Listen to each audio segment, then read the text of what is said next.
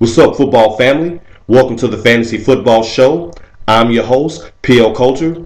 It's week 13, everybody. It's the regular season finale for the vast majority of us.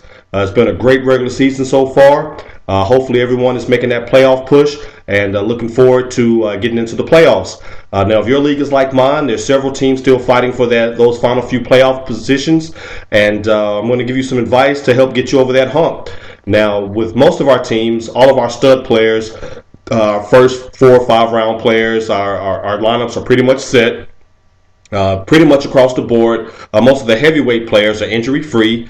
So what we're going to do this week is we're going to deal with those flex play positions, those third, fourth wide receiver positions, those second and third running back positions, where you may have a couple of people on the bench. You're not sure quite who to play. Stick with your boy. I got you hooked up. All right. So let's get started.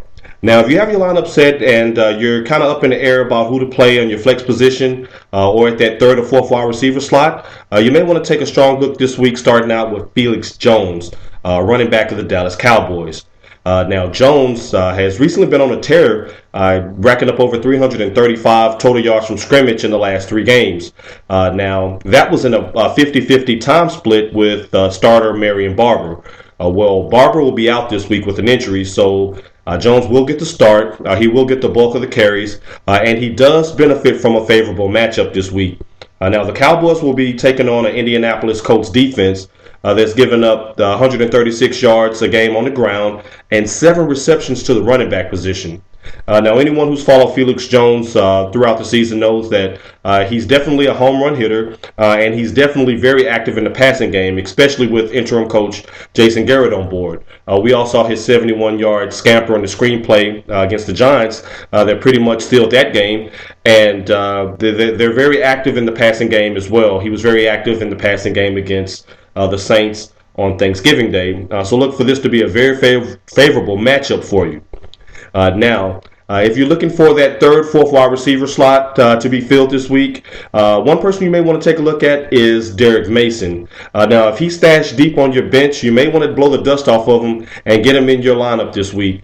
Now, quietly, he's racked up 3 touchdowns over the last 4 games, just under 220 yards and just under 20 catches. Now, he does benefit from playing opposite of Anquan Bolden. But this week in particular, he faces a Pittsburgh Steelers defense that he pretty much has their number. Even back to his days as a Titan, he's had pretty good games against them. Now, don't be scared off by Pittsburgh's top 5 overall defense. They're very pedestrian against the pass, giving up over 240 yards a game and ranking 21st. So definitely get him in your lineup this week if you're needing to play at that third or fourth wide receiver position. Another receiver that's caught 3 touchdowns in the last 4 games is Mike Thomas of the Jacksonville Jaguars. Now, Thomas has become the go-to guy for David Garrard ever since Mike Sims-Walker went down. We all saw his Hail Mary catch that put him on the national landscape, but he's pretty much been getting it done under the radar all season long. Now, Mike Thomas also benefits from a favorable matchup this week as he takes on a Tennessee Titans defense that is absolutely decimated up front. Their front 4 is injury riddled. They're not getting any pressure on the quarterback, and the defense as a whole has given up over 300 yards passing 3 out of the last 4 games. And it really would have been 4 games in a row, but Houston called off the Dogs and elected to run the ball down their throat in their 20-0 blowout win over the Titans last week. So that's definitely another favorable matchup if you're needing a stretch play at that third or fourth wide receiver position. Now, if you have Frank Gore as your starting running back and you're heading into the playoffs, we all know that Gore now is out for the season with a hip injury. Now, his best replacement is actually his real-life replacement, Brian Westbrook, backup running back for the San Francisco 49ers. Now, Westbrook last week caught lightning in a bottle. He stepped in for an injured Frank Gore and racked up 136 yards rushing and a touchdown. Now, we certainly don't expect those numbers each and every week, but He does have a favorable matchup as well, going against the Green Bay Packers defense that's 18th in the league against the run, giving up over 110 yards a game. Also, a whole week of preparation with starter reps should benefit Westbrook as well.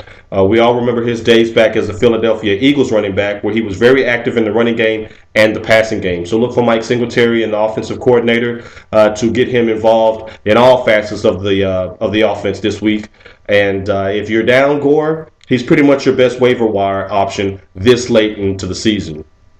Now, we move on to our Homer Alert pick for Week 13.